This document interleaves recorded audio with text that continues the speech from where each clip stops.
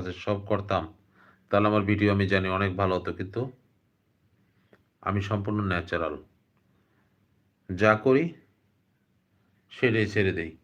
No editing. আমি বুঝি না এডিটিং কেন করতে হবে, কী কারণে?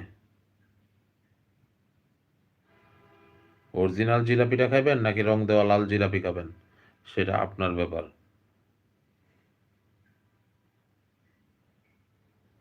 ফরমালিন দেওয়া তরকারি খাবেন নাকি ফরমালিন ছাড়া পরোটা খাবেন?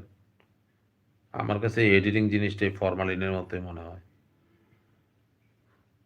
যা স্বাভাবিক তাই দেওয়া ভালো। কি দরকার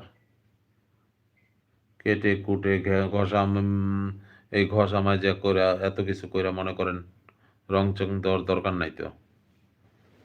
ন্যাচারাল জিনিসটাই আসলে আমার মনে হয়, আমার কেন যেন মনে হয় সবাই ন্যাচারাল জিনিসটাই ভালোবাসে। তাই আমি শেষ পর্যন্ত আসার আগে আমি ন্যাচারালি থাকবো। যত এডিট